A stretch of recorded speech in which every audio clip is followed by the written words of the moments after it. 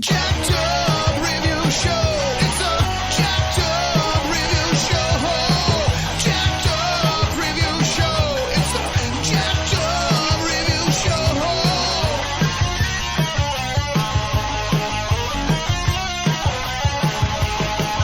Join us as we cover many an insane movie and numerous cult TV phenomenons. Are you ready to get jacked up? Are you with us? Then listen on.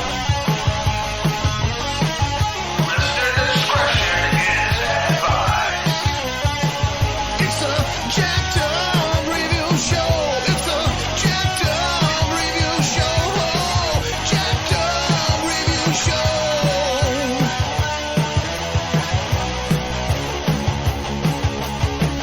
It's a jacked up review show. It's a jacked up review show. Jacked up review show.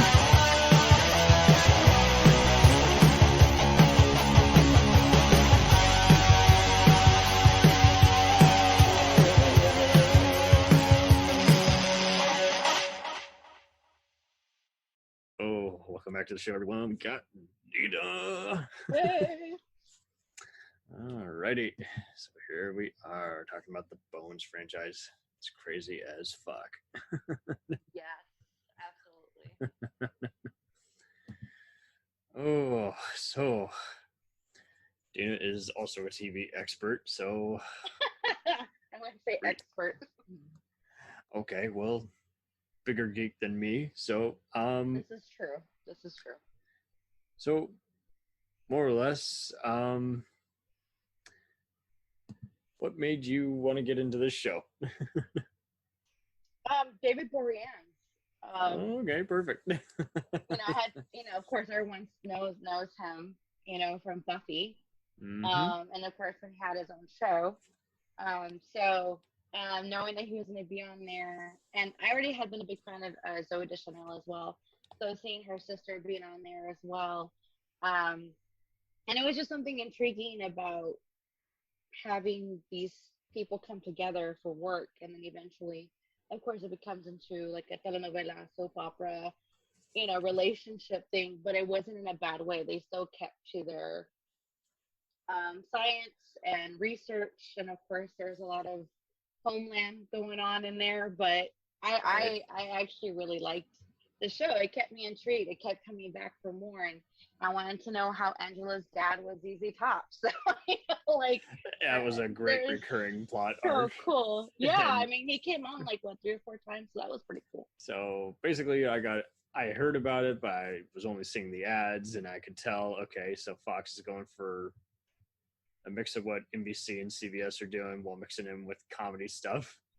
That's a little over the top, and it's enough for it to be okay for teens, but at the same time, there's might be a little colorful language here and there. I would say it would be TV 14? Oh yeah, it was. Yeah. It totally earned the rating. And so this stars, Emily Deschanel as the title character. This stars David Boreanaz as Agent Booth. This has Michaela Conlon as Angela. This has TJ Thine as Hodgins. It has Tamara Taylor as Camille, their boss, and screenwriter and songwriter John Francis Daly as Sweets, and John Boyd as the protege FBI agent Aubrey. So, Oh man, Sweets, man. yep, That whole thing was just gut wrenching. totally. And so I was late to this. I know some people. Did you watch this from the get-go, or did you come in late? No, I came in I think season 2 or 3. So it wasn't That's oh where I my was God, as well. My sister Yeah, was watching they it on come season in- 3 while Yeah. it was having reruns on TNT, and they still do it to this day. And Yes, and that's how I saw the first episode was on TNT, and it was a rerun, and I was like, this is kind of cool. And then kind of like NCIS, it was kind of just so funny how so many people were watching it without even talking about it. It's like, oh, I've seen that too. It's like, oh, why don't you tell me about it? I could come over to your house and watch it with you. But it's just funny it was how. funny because like my aunt and uncle and me, like we would get together and we'd watch it, you know, when it would come Oh on. yeah. And of course, once we started doing the regular shows. Oh yeah, even my grandmother watched it, and she knew the whole story about how it was based on the actual life of this gal, Kathy Wright. She was a forensic anthropologist, and even that's doing what research. really made it more gripping, you know, was that it was totally. based on somebody, you know, it was based on kind of reality for the most part. I mean, I know, of course, a lot of it was, you know, creative license, but there was somebody actually tangible, and I'm like, wow, that's actually pretty freaking cool. Right, and so it kind of did do the whole NCIS thing, where it was just like, okay, so they're doing the crime cases the right way and everything. They are actually doing legit ways in the problem solving, and then handing it to the feds because it does concern, you know, something like a dead senator or a, you know, a organized crime affiliate or some other kind of scandal. So it makes sense why they would hand it to them. Besides, and it also makes sense too with the story. Like, okay, they bring in a forensic anthropologist on board, and of course he's like, seriously, like, why would I? There's no field training, you know. There's no. I understand from that aspect. Like, why would you want someone to come in who has no field training, who doesn't know how to defend themselves, who doesn't, you know? There's all these things about this person other than they know. It really is hysterical how they wrote that. Yeah. Right. Like, but at the same time, it's realistic because I know for me, you know, if I'm going out in the field and I'm a trained agent, I'm not gonna want somebody who doesn't know what they're doing watching quote unquote my back, because I'm gonna be having not only babysit them, babysit my crime scene, there's a lot of babysitting happening. Totally, lots of babysitting. And I'm doing some research for this, just like I suspected, they wanted to stand out from all the Law and Order and CSIs of the world, and so they weren't going to do they weren't going to be graphic with their crimes, and at the same time, they also weren't going to do the super cop thing that CSI does, where everything is in a comic book world and just is so out there. Everyone is sexy and everything. Is like, no, this is just going to be fun, cute, and get to it. And I also appreciate the science that they would bring in, because, I mean, I think there was like an episode, and I'm pretty sure there was an episode about this, not think, where they're using like potatoes and film to create like an X-ray, you know, like that's like really cool science, you know, that's like, okay, that's believable, like it's pretty. And everybody got their say. It wasn't just one or two people who were joking around and everyone else was the straight persons. Like, they all were smart asses, and they all cling to each other because they all kind of connect in a weird way. And each one has their own, like, their own department, right? Each one has their own expertise. If they needed this expertise, they would bring in this person. If they had, just like with any department, right? Not everyone's gonna know everything. There's gonna be some people who are like, "How would you do this?" And like, "Well, that's my field. Let me tell you how I got to that point." Absolutely. And, you know, I really did appreciate that they have to work together like a team. Right. But before they become a family, you actually do legit buy is like, okay, they can actually stand to work with each other, as opposed to they have no chemistry whatsoever and they're just there by comedic circumstance. It was like, yeah, it was like Booth is always giving them shit, being a smart ass, and then at the same time, it's like he doesn't have a life, so who else is he gonna have to hang out with at a diner? And that's the other thing too, is like he was smart in his own field. Like, he was an expert in his field. And of course, these guys don't know anything about how to be in that field. So let me ask you about your expertise. And they never like made him seem like he was dumb, even though he was a little dumb. Or just a musclehead who's just there. Right. They'd be like, this is your field. Tell me more about like how would this work? You know, tell me how this person would think. It kind of gave you that X-Files vibe too, because, you know, he's a believer, and Bones is kind of just more technical. Is like, especially when the say goodbye to your mother, is like, she's dead. Well, in the real world, we just, you know, we vent, you know, we cry our ass off. Yeah, I mean, she didn't understand the point of like religion and following it, you know, because of her background. She was more about all about the science. There's no need to believe in anything other than what the science is giving you. And he's like, well, that's great, but we also have to think about the other aspects. So there is like a lot of give and take and a lot of that yin yang, because I would never think these two people would ever come together. But No. you know, the whole opposites attract type thing, so that was brought into play. What do you think about, I won't spoil it for everyone else, but the traitor on the team? Because looking That at these was- earlier seasons, I kind of can Yeah. buy into that, because they do kind of make him sound like he's kind of an incel, or he's just a unintentional creep, and he's just fascinated with, you know, gross, morbid stuff. But I'll Oh let yeah. you weigh in on that. No, absolutely. I mean, the traitor. I mean, the holy crap. You know, like I never saw that coming. No. Even when it was all exposed, Right? you're thinking like, did I miss something? And I actually went back and saw the first couple seasons because I Been doing wanted that to too. like. I was like, did I? And the thing is, I didn't miss anything because he was just like her. He was just like TJ. He was just like Angela. He was just like everybody. You know, he was his own expert in his own field. I think that's So- why it worked. But I know Yeah. a lot of people were upset by that because they've grown attached to all the weird debacles between everybody. And it's like, well, see, that's the thing. This show was the perfect mix of be serialized and at the same time play to the comedy angle for both entertainment purposes and syndication purposes. So it's like you got 12 seasons. So that's a lot of shit to go through. You know what though? But it never felt. It didn't. I don't know about anybody else, but it never felt that long for me. No, it didn't. And I was always, when I was in college, I was like, yeah, it's in season 7. And everyone was always correcting me. It's season 10. Oh, okay.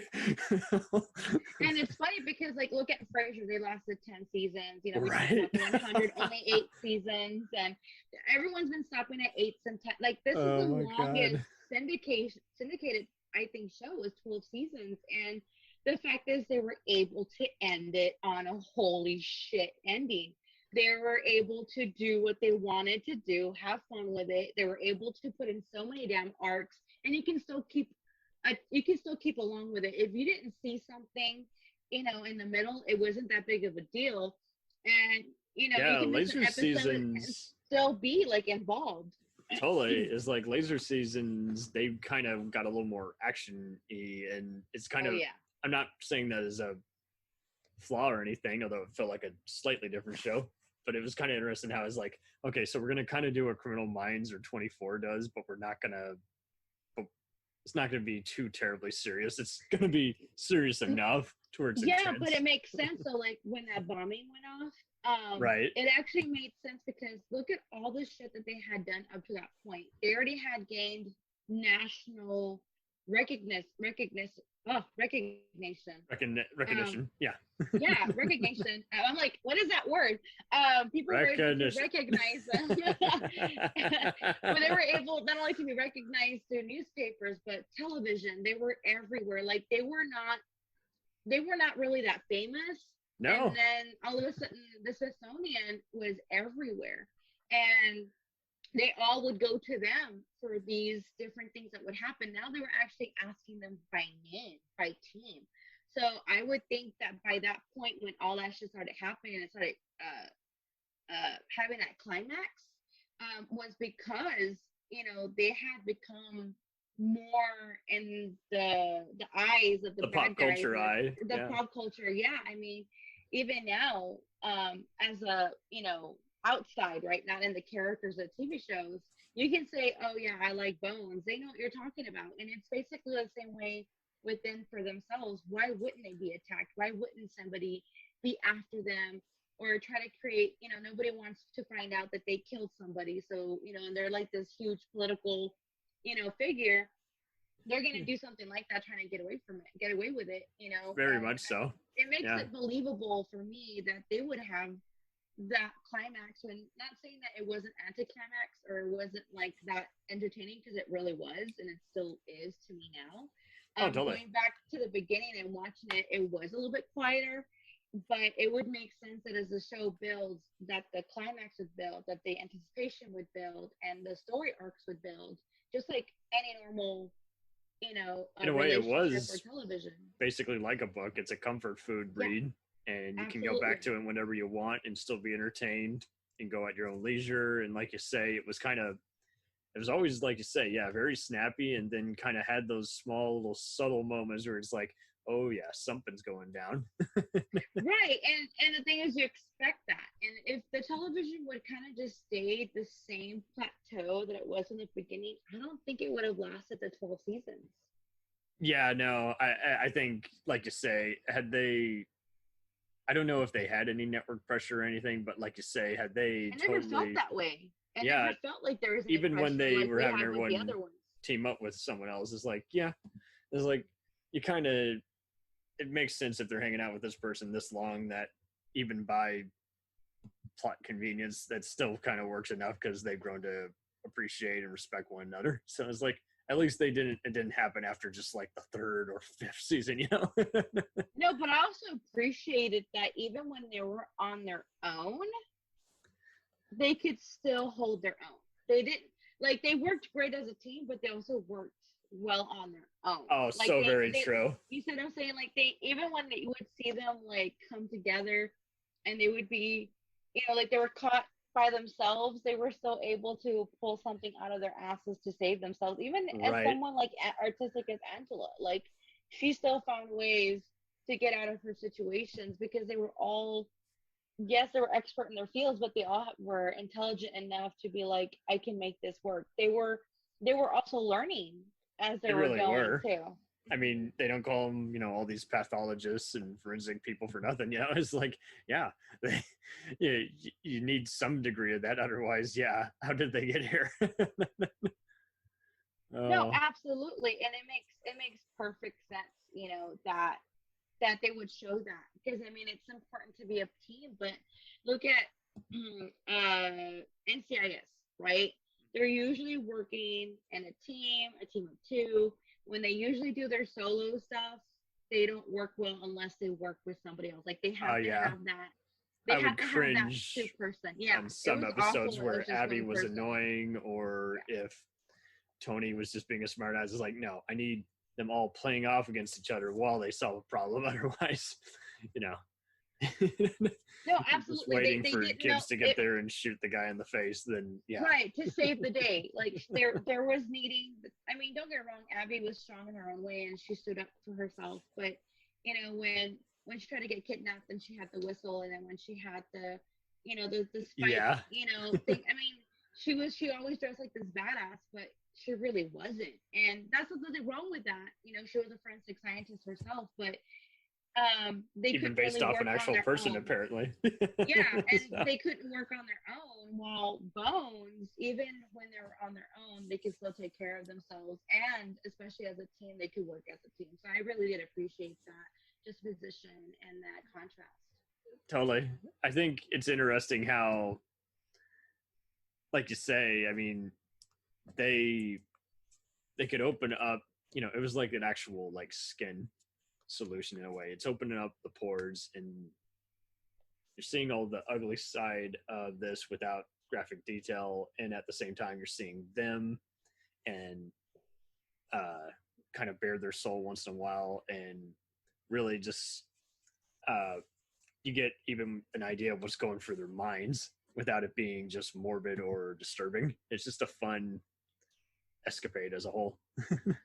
No, absolutely. I mean, look at, for example, Angela, right? Her expertise was art and rebuilding, and her photography skills, and she had to learn from the very beginning from scratch, and then eventually was doing like 3D modeling. These were things that she was learning on her own. Nobody was saying, hey, you have to learn this. She's like, no, if I want to be a part of this, I need to be better. I need to become better.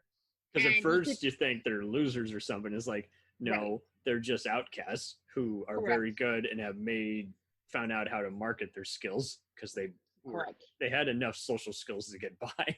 Oh, They yeah, weren't- absolutely. They weren't just in their parents' basement or with too much free time in between high school and college, And that's so true. The photo does work as a good gimmick and as a good way to characterize her, as opposed to her just being the third or fourth billing. And Yeah, because she's the only one that really didn't have a higher education that I haven't done with my life. And I standing there staring to have her say anything. You could just be like, oh, she's trying to put the puzzle together. And Right. that to me was so much information and so much conversation without her saying, yes, I'm going to look at this and I'm going to put it together. Like, no, you see her looking at it going, how am I going to put this puzzle piece together? Let me figure out how to make this better. And you didn't have to have her say anything. And as the show progressed, she would get these amazing new, improved. And she's like, shit, I don't know anything about this, but let me figure this out because I need to make sure that it works for what we're doing. And she would learn it. And that takes a skill that most people don't have. Absolutely. At that point, it gives both the writer and the characters some bragging points. It's like, okay, they come this far, so now they get the stage. They get to. Correct, because I mean, most of the About this. characters it was based on real, and then the rest of the people were not. These were just made up characters. So how do you make up a character that's because you already have someone that's already there, so it's easy to riff off of. But how do you create a character from scratch to riff off of something that's already there? Totally. That's the How do you hardest part. enhance them without feeling like now it's just the writer writing for the actor or the actor's just ad-libbing, doesn't necessarily Well, not only that, but like if you backstory. look at the shows as it goes, every character grows like we talked about. But when you have something that already exists and you create something that doesn't exist, it needs to feel like that person was already there all along. And it Totally. wasn't just like, oh shit, we forgot this part. We're gonna just throw that in and hope that it works. It never felt rushed. It never felt like they were putting shit out of their asses. At least in my opinion, it always felt like never there so. was a reason for what they were doing. Yeah, I think they had enough books to review. I must confess, I've not read those books. I'm sure they're entertaining reads. If I did, I probably saw part of one at Barnes & Noble. But, I mean, when the author, bases those novels off of her own experience and then, promotes the show, I think they already had a healthy balance. I'm sure they were picking her brain as well, saying, hey, would you approve if we went there with this, versus that? And I think it helped that developer Hart Hansen, had already been doing plenty of other comedy shows. Like, he already had written for Judging Amy, and he had written especially some amusing excerpts on Stargate SG-1. I love Judging Amy. Absolutely. Totally, and those are all ensemble shows that, again. I mean, and I want to just touch up on this real quick. Like, Castle definitely took a lot from that. Oh, totally. And 05 was just a big year in general. I mean, Yeah. everything was premiering. Burn Notice, Prison Break, Criminal Minds. And then you have all these other established shows that are already in like their third or fourth season. So, I mean, it definitely had a lot of competition cut out for it. And it's like, how do we spin the wheel more and more? And I mean, all these actors just, they really did luck out. TJ Thine had just been in a bunch of slacker comedies. Michaela had done a few indie films. I've seen the film she did with Adrian Brody. She was good in it, but I did not like that movie. But yeah, Tamara Taylor was like on 2 episodes of NCIS, supposed to be a recurring character, and she had to choose: do you want to stay on the show, or do you want to be on this new show and be the new boss? And she had to. I'm so glad she picked this, because I mean, she instantly was like just everyone's favorite TV boss. Well, not just that, but I mean, she had her shit together. She was very organized and meticulous, and that's what the team needed. They didn't need somebody to be hand-holding, sugarcoating. They needed somebody that was going to be like, this is what it's going to be. This is how it needs to go. Go, go, go. Now, because before I used to be that dude, I think for the first season, it didn't work out too well until they brought her in.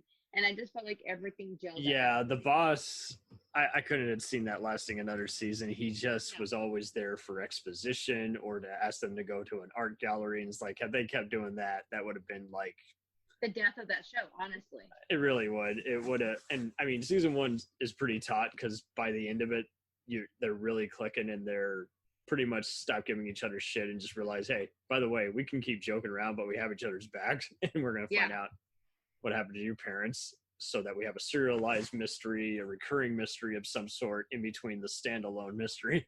And I can understand totally why John Francis Daley, who played Sweets, went on to be a writer, on some of those superhero movies as well as Horrible Bosses. Is like, yeah, he is just a natural comedic type, so that totally makes sense to me. It's natural progression. And I don't know if people notice this, but the same guy who played Bones' dad also played Gibbs' dad. So I just thought that was actually kind of fucking cool. A lot of people don't know that, but yeah, the same actor who played. From the Waltons. I believe Oh, that's wow. the guy from the So he played Bones' dad, and not Bones' dad, excuse me, Booth's dad. But he also played Gibbs' dad and NCIS. And actually, when he died in real life, I remember both that. Yeah. Harmon and Boreans did something for him. And then in the TV show, they actually show like the funeral for NCIS for him. So I thought that was actually kind of cool because he was playing basically both dads. And That's so wild. Yeah, it's so wild because. And when the Waltons, he was already famous for playing the TV dad. So yeah. Correct. So he was playing the TV dad on both shows, and Bones had a lot of the NCIS, and NCIS had a lot of the Bones, and then they all kind of complemented each other. They were friendly rivals did. Instead of like being like CSI, who was just like, let's just keep going and and throw everything in there. Yeah. Now let's throw in New Orleans. Oh no, wait, that's NCIS. But I know what you mean. Miami, so like, CSI, like there's all these CSIs popping up because they were like, we need to make money somehow. But correct me if I'm wrong, Boreans came straight from Angel, right? He hadn't been in anything in between Angels and Bone. Yeah, he had done just like indie comedies and other stuff, and okay. He'd been in that awful movie Valentine, which I don't even remember that. He got a lot of people to sit. I would see it come on every once in a while in the mornings, and it was just again the billionth, Scream, I Know What You Did Last Summer knockoff, and it was just so hysterical. It's like, oh no. And I think he learned right then and there. Is like, okay, so I'm not gonna fuck around with movies if they don't have a good script, so I better stick to TV. So I was loving looking at the trivia, how he almost passed this up, and they just convinced his agent and the writers just said, I know you love the script and you're getting frustrated by our process, but trust me, we really think you are the one main pick for the show when all negotiations are done. And I do want to actually hand out, there are some other interesting names that attached with this that I saw while I was just even watching it. I saw like Gary Glassberg, who, again, later took over as NCIS head writer. He did a lot of the later seasons, like we're talking like post season 10. And he was really good at keeping the show not only alive, but also ensuring that, again, the new characters didn't become the billionth, Abby or Tony clone. And he just made sure that there was always a lot of just briskly paced, like 5-parters, sometimes not just the 2-parters that begin or in the season, but also just like another just manhunt in between. And by episode 3 or 4, it's done. And now we can go back to a solo episode. But then he not only was developing the New Orleans spinoff for a while and doing the crossovers with the main show, but then he died suddenly of a heart attack at age like 54 or something. And yeah, like, super young. So everyone was devastated because then, like you say, they've just lost the TV dad, and like, they've already said goodbye to Belisario, the main creator of that years ago. So it's like, man, but Glassberg, I can totally understand him working on this show. Janet Tamaro was a head writer for this and SVU before she became developer of another book adapted show known as Rosalie and Isles, which is also in very much ways just a very similar show. How do we stand out? I was gonna say it's very similar, and that's the same thing. Castle was very similar, and like you said, '05 was a big year for a lot of shows, but it also, because they saw that it was working for Bones, and they're we need to cash in on that cash cow. Even White Collar. White Collar also, good example. How do which I loved. I actually liked White Collar, but it felt the same. It felt the same. It was 2 people. There was all this stuff that Catch Me If You Can, which is actually really freaking cool that they would base off of that. But perception we mentioned last time is like it was very possible to make I mean, I even brought up Rosalie and Isles. I mean, you could easily say that's Cagney and Lacey 2.0, but that's right, absolutely, it had to be different. And how do you be different? You make your characters stand out. Have them. But that's the thing, though. Like, they're all based on something, right? So you have Cagney and Lacey, right? Then you have Catch Me If You Can. Then you have Castle, which is basically a Bones NCIS. And it was based off a book CSI. too, right?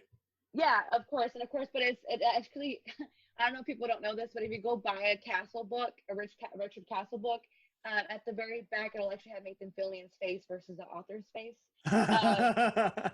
Yeah, it's really freaking And cool. see, that's what gave that its own identity. They how they would have authors like James Patterson cameo as themselves, and it's like this one, the most they did is like near the end, they would with Bones, they would do just wacky, just like mysteries, like, and even my grandmother who was like, "Yo, you don't make fun of JFK conspiracies and all that," and even she was able to admit that episode where they find out who's JFK's killer. Oh, Agent Booth is related to John Wilkes Booth.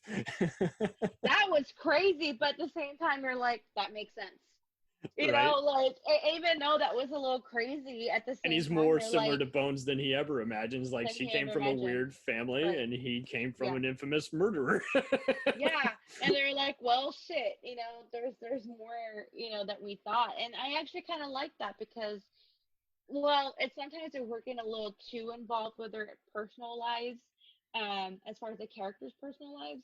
At the same time, like I said, if we wouldn't have gotten that in-depth personalities, we wouldn't have been so involved, and we wouldn't have been so attached, and we wouldn't have been so surprised at the ending because we knew these people. We saw them for 12 fucking years. They ended it pretty well considering how, like, near the end, Fox interfered with their contracts, and both stars were like, "Oh, you fucked us on our, residuals."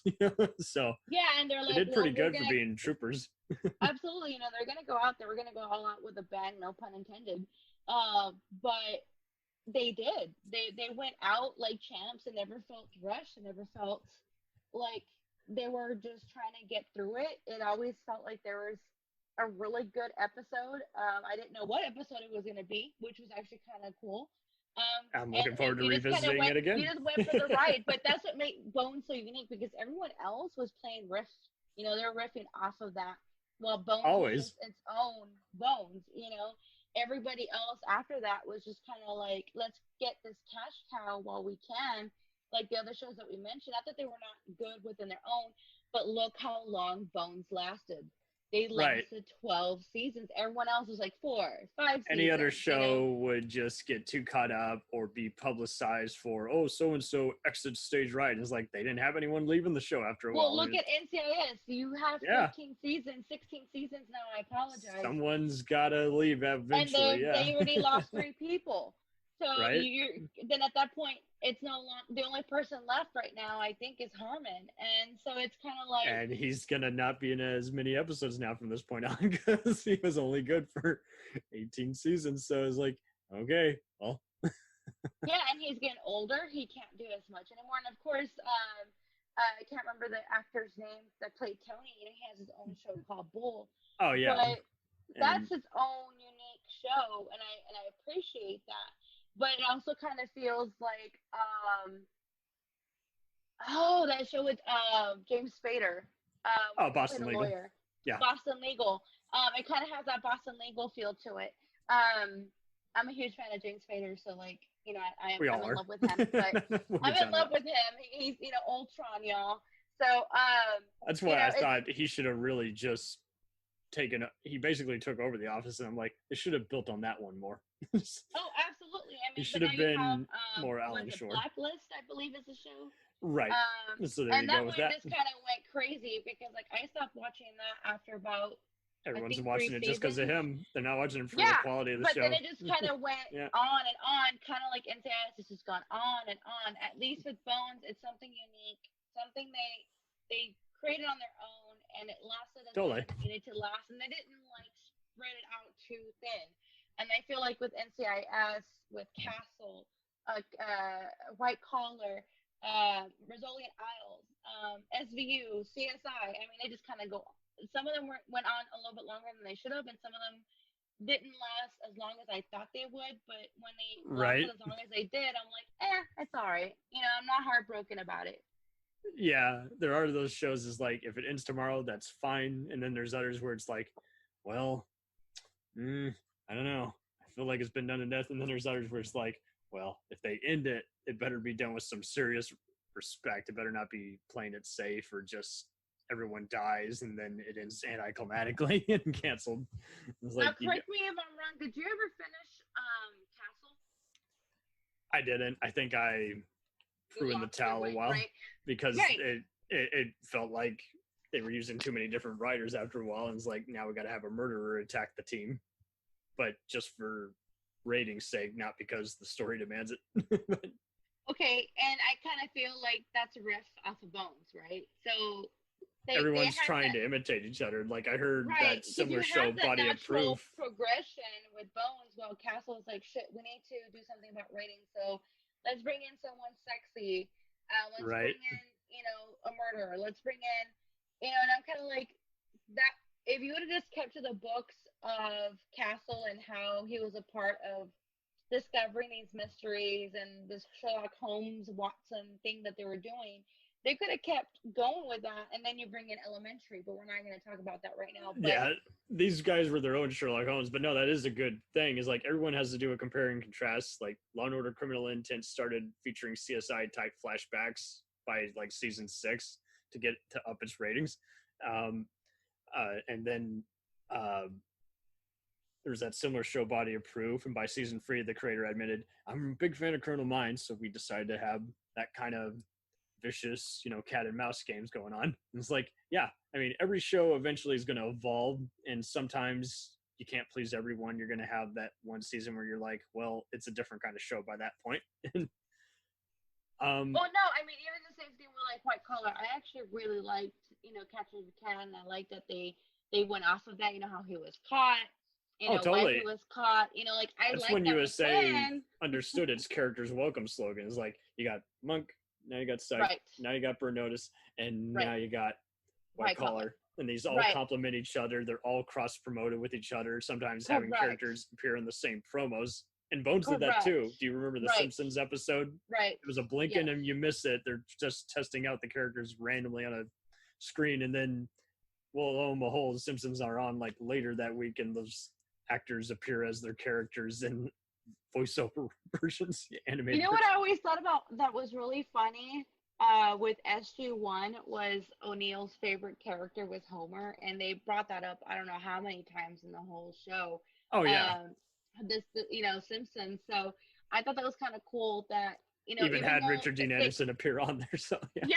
So that was actually they even brought the creator, the guy who does Homer, onto the show. I remember that blink. And so he would actually get to meet him, and I'm like, that's so cool, that they did that. But inside jokes. There was no crossover though. There was like they were not even in the same syndication. They weren't even on the same fiction. Which is so wild, since Fox affiliates were replaying Stargate. You would have thought that would have made sense. So yeah, and so that was kind of neat that they brought that in. But with Bones and with and the White Collar with the other shows, is that they had a lot to work with White Collar. But I felt like by 3 and 4 they were kind of grasping at straws on how to make it better. So we're gonna create this huge conspiracy and this huge thing that's happening that we don't know about because he somehow is, was a cat thief, and I don't know, like they're just adding some stuff that I'm like, okay, it's a little far-fetched, and the fact a little that the too FBI much is there. Like, I'm gonna let you go ahead and break some rules. I liked it I'm when gonna it go was ahead and mode. break rules with you, and I'm like, seriously. It should have definitely had stayed in 48 hours mode, and then it kind of instead went into lethal weapon mode. yes, that's exactly what it felt like. It's becoming a joke of a joke, and it's avoiding becoming an unintentional joke, but there's still some stuff where you're like, if this wasn't a comedy, this just wouldn't work. Well, that's the thing, is that White Collar wasn't a comedy, it was a dramedy. And so but with Bones also. Yeah. Oh yeah. Even Bones, I mean, it's a dramedy, right? It's more of a drama than more of a dramedy comedy mystery, yeah. Yeah. But in some instances, I think even though they both had a lot of work to work off of, like they had a lot of books, they had a lot of history there, there was a lot of information for them to work off. But I also think it's like, who do you have versus the other person has, right? Who is the opponent this in terms of ratings, or just this year on the channel? Absolutely. And it also helps that by the time White Collar came around, we had been watching Bones for such a long time that yeah, we want to watch something different, but we always kept going back to Bones. I Because it did was just every more once in a while. interesting. And even then, I'd always see an ad or just catch some making of promo them on some entertainment show, and it was funny. And I mean, and they kept doing other sneaky things, like Emily Deschanel even played Bones on a episode of BoJack Horseman just randomly, so in animated form. So Oh, I know BoJack. I didn't see that. I've never seen that show because I just thought it was ridiculously. I noticed that on But a resume. that's pretty funny. So I guess that's where the only time the network interfered is they said, okay, you guys are gonna, for a Halloween, you're gonna cross over with our other hit show, Sleepy Hollow. That is true. Sleepy Hollow.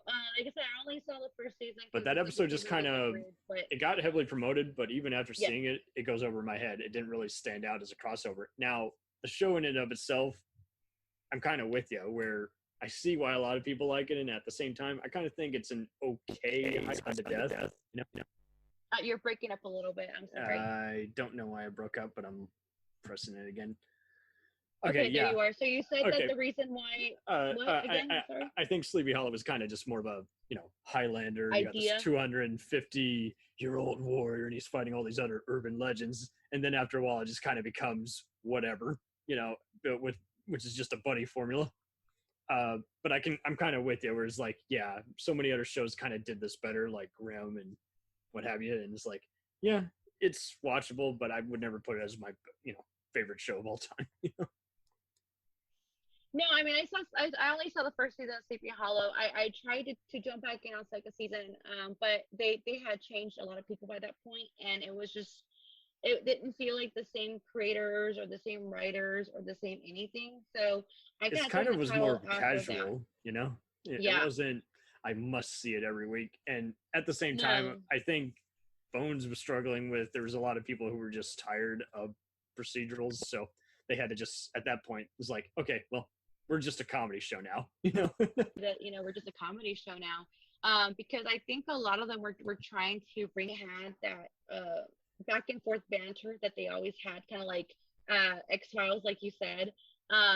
Right. At the same time, it makes sense that they would bring in some kind of comedy relief into it versus always staying so serious. Because when new you do FBI that, agents who are douchebags who right, threatening to shut them down. And then you bring in new people, right? They brought in new assistants, and to bring it into the show and to kind of add to that. There is like the Hispanic one. I can't remember his name, but he's actually a really good actor. I think I know. Yeah, he was brought in, and then you would see different scientists coming in and out, but you still had your core group. So I think that was super important to bring in some kind of yes, realistically, if you're working for the Smithsonian, you're not going to just have 5 people. You're going to This allowed the actors to even evolve over time. I mean, Emily Deschanel, Correct. she had just cameo equivalents in movies like Hold Mountain and Spider-Man 2, and here, she's able to, she was able to really just, now you kind of get that gist of she can do wacky comedy just like her younger sister, and it actually kind of helped too, when they got married and they're living together and then they Totally. have a kid, Totally. that, like I said, sometimes you're like, okay, you're too involved with their personal lives, but at the same time, you kind of needed that in order for it to stay as evolving as it had been. Totally. So that way, that comedy, when it comes in, you're like, oh, I get that reference. I understand Absolutely. that reference, but we're talking about crossovers, and the one that really was surprising to me was Scooby-Doo and Supernatural. That made no sense to me. Yeah, because they'd been kind of Scooby-Doo, but were kind of for older teens and adults. It was never a kid's show, and yet you saw those guys because I guess it was on the CW. You would see them at a Nickelodeon award show or some shit, and okay. And I think the reason why they were doing that is because Warner Brothers. If I'm wrong, when they did that, CW was doing that a lot with the crossovers, and they figured, oh, we need to get in on this cash cow again. The whole Bones thing, right? They started it. Everyone else wants to cash in. Yeah. What did you think of the first crossover they did? I remember seeing the backdoor pilot for The Finder, the first spinoff they did. I never really saw much of the show, and it seemed like it was fun, but it just became. Finder only lasted, I believe, 2 seasons. that was cool that they brought him into Bones as his Mhm. brother, I believe it was, or his best friend, Something like that. And I And- actually liked The Finder. I really enjoyed it. I thought it was really funny. I thought it was kitschy. it was the final role of Michael Clark Duncan. So That's right. And I think that's why it only once he died, they were like, how are we gonna bring How do him we back? continue? And they didn't because they couldn't. Yeah. But that's why it didn't last more than 2 seasons, because he passed away, and I completely respect that and I appreciate that. But it was actually I actually really did thoroughly enjoy that show, and I thought it was cool that they brought him in to help out with the case, or they brought them into his show. I can't remember how that went. my sister lighting up. She's like, "Hey, that's the one guy from that one show. Just hearing this," and it's like that actually becomes a bigger part of the other show. So it's like, yeah, okay, it's not Yeah, bad because, and- like you say, other backdoor pilots have done it to where it's like it's just awkward. It doesn't really have anything to do with the actual show, you know. The Yeah, style it's is like if different. they brought Monk into Bones. That'd be weird. That but would be interesting, wouldn't- but it would be a different But style. they wouldn't bring.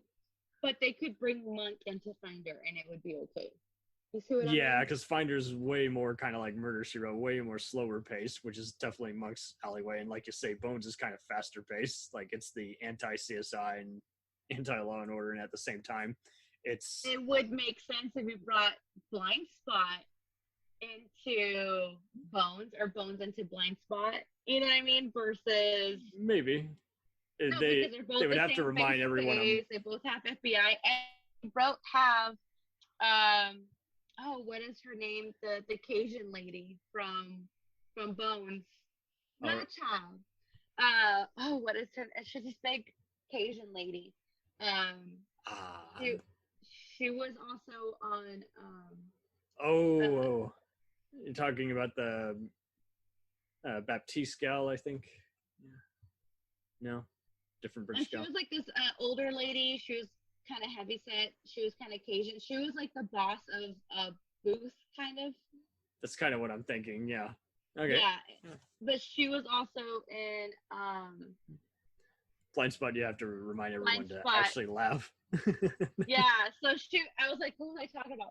Yeah, she showed up for a couple episodes on that one too. So it was actually kind of neat seeing her, do both. Later part of her career, and Yeah, and and because there had been a gap between Bones and Blind Spots, so but it's the FBI, so why wouldn't Bones, interject with that? So right. if they would have lasted a lot longer, I it think they would could have make done sense that Crotal there was that Minds. crossover.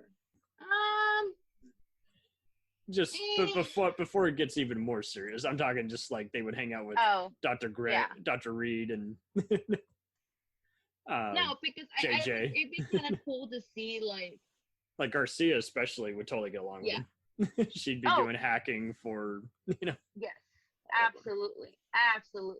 So it would have been interesting that they would have lasted longer. Like where those crossovers would have been, and what would make more sense. what could versus what and would yeah, they're just like- and Well, look, Rizzoli and Isles would be perfect in Castle. I would totally hell, let's have all 3 shows crossover. Great marriage. Unfortunately, That'd be crazy. they often don't do it. The closest you got is how Tom Fontana and Dick Wolf, would have shows like their Homicide and Law and Order just cross over with each other, and then they, wouldn't name the actor or the character except on IMDb, so that way they didn't get into a rights issue. And it's like, jeez, so it's approved, and yet you still can't mention it because you're just afraid there might be a lawsuit, or Fox might have a problem with NBC and vice versa. It's like, Well, no, and there would be, right? So I mean, Right. I think that it's official but unofficial. So correct. So that's what I found like some crossovers to be a little weird, and then some like no, that actually makes sense. But I the final think it was- crossover they did was very subtle. Like, I don't think it took a while for everyone to realize. You do realize Rosewood and this are now in the same universe. It's the final crossover they've done. And Yep. Rosewood is Yep. kind of, again, another CSI on steroids kind of show. It's energetic and fun, but it doesn't necessarily, it's not a must see. It's just fun popcorn, It's like background stuff. Yeah, fun stuff. And it does enough stuff to kind of make it way more entertaining than other passable stuff. And at the same time, you're like, okay, but this is mainly just for fans of the actors or just who want an easygoing time killer. And so it's like, but I thought it was even funnier because it's like going back to season 1 is like Morris Chestnut plays a narc in like the early first season. So I was just joking to myself, maybe this is the Rosewood backdoor pilot. Nice. Before he was actually created, but no, he wasn't. He was just a guy taking down crooked rap producers. But I just thought it was funny. I do think John Boyd has evolved as an actor because before this, he did the 8th and initially final season of 24 before they brought it back 2 more times. And I didn't like that season, and I didn't think he had much to do other than the "Who the hell is Jack Bauer" line. You don't know? And then he comes back, here on this show, this other Fox baby, this other hit show, and you can totally see him kind of evolving as an actor. And so that I think this show totally got him his current gig, which is on CBS's FBI. Right. So he's going to keep being the federal guy or the geek guy. And he's okay with that typecast because that's what he's been handed. And well, it's the same thing with the Boreans, right? He always, besides Buffy and Angel, he went to play, of course, FBI, and then after that, he had his own show playing FBI or CIA or whatever he was playing. So it's been like that typecast of a soldier type. Yeah, Boreanaz is even, in fact, currently on SEAL Team. That's he's what working. It is, SEAL Team. Yeah, I can't remember what it was called. Right. Yeah. But same kind of deal. CIA sponsored. Special forces guy. So it's kind of funny though. I noticed he was using a lot of the same directors, including well, yeah, and similar mannerisms. But Ian Toyton is the one who's been helming that, and is like, yeah, he for the longest time kind of was overseeing the visual style of Bones. So it makes sense that he would oversee that show now. Well, what about Flashpoint? Because the main actor on Flashpoint wasn't just Shoot Me, and he was also an SG-1 for an episode, but it was just really, and of course, person of interest in Galaxy Quest. Galaxy Quest, exactly. So that's maybe they could have done a Veronica cool Mars spin-off. Flashpoint, and I kind of felt like Boreans would have been better for that, but because he had just done the SG-1 episode as that special ops guy, it was interesting that he went from that to Flashpoint. I've even known people who had only seen him on Buffy and Angel, and so I told them about Bones. They're like, "Oh, he can actually act." I'm like, "Well, I didn't think he was bad on the other show, but I see what you mean. That show was kind of more just fun camp, Well, yeah, it was super campy, and it was supposed to be campy, right? Right. It wasn't supposed to be taken very seriously, even though some episodes were serious. It was like that was Charmed, just to right? catch everyone by surprise, Yeah, Charmed. Some pieces were very serious, and some were campy. But then that's Aaron Spelling for you. Right, that's Aaron Spelling for you. And so when you see like from Buffy to Angel to Bones, you're like, holy shit, he can act. It's not just campy. And that really gave him that leg up to do SEAL Team.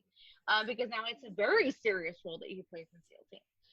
Versus, a little bit of humor. It's all like straight faced, so that was interesting to me. Oh, totally. And I think they all had enough of a background. Clearly someone was looking at the dailies in the audition booth and just like, I see what I did there, audition booth.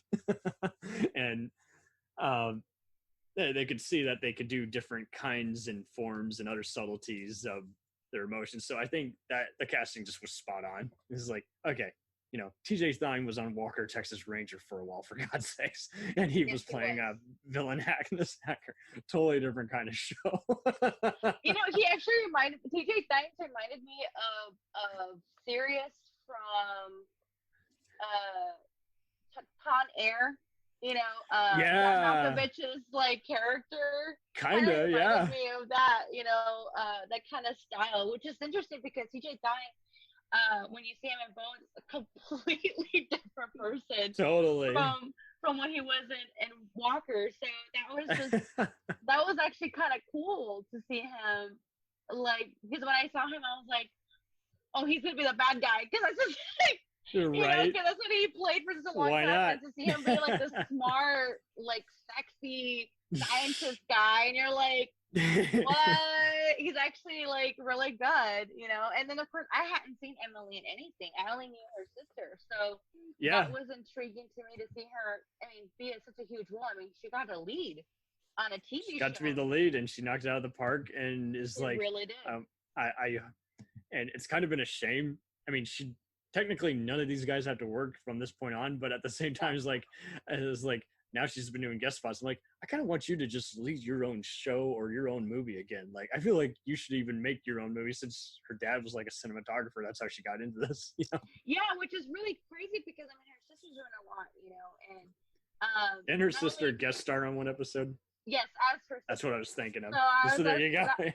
yeah, she played her sister, and they're like, what? Like, you have a sister that's just like you. But she was only one episode. Like, after that, she just disappeared. So Yeah, what would that happen? would have been kind of cool to do, like, a recurring role, like, like when they did for CZ Top, right? So Mm-hmm. it would have been kind of cool if, you know, when they would get together for holidays or when they were looking for her dad, or her dad came around with her kid. You know, it would have been kind of cool if they would have brought her in. But I think at the time, Some she other was wacky doing New reunion. Girl. Well, she was busy doing New Girl. And Oh, totally. they were filming like somewhere completely different. So I think that the timing was just, it really sucked for her because I think when she did the cameo, it was right before she did New Girl.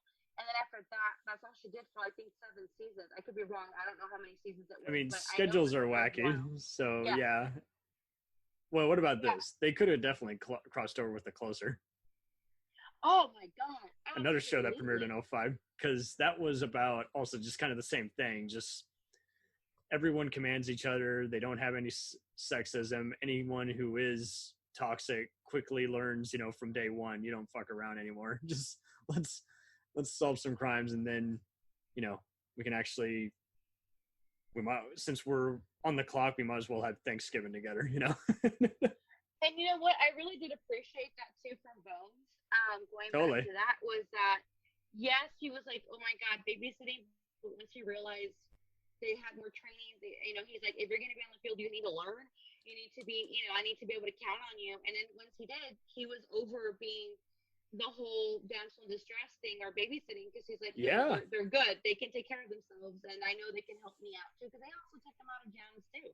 So I thought that was actually kind of cool that there was, at first, it wasn't really the sexism. It was just more of like, oh my God, I don't have time to babysit you. I don't have, and they would always joke with each other like, oh, that's not sexist, you know, and that was their way of, we're not going to be PC, but we're also not going to be, like you say, we're not going to play it safe. We're not going to be so cliche and so obvious. And again, I think a lot of these guys, with all the pop culture references they were making, I mean, you kind of see with Community. Absolutely. Community was Oh, making yeah. fun of Community, itself yeah, after it yeah. went downhill. And so it's just like, yeah, I think this show, it didn't want to be the butt of many jokes of, did you see what they did there? That was so out of place. You know, they wanted But to think just, about it too. Like the first season, they did the whole low cut shirt, you know, blah blah blah. But then the everyone's second wearing a season, when they skirt took or them- giant and then once pants. they took them serious after the first season, they were now dressing like they would normally dress.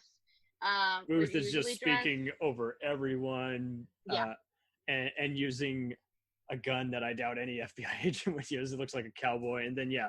And then Bones is just like, basically, she's doing the typical CSI thing where I either ask a question that I should already know the answer to, and it's like, what the fuck? No. Don't be exposition.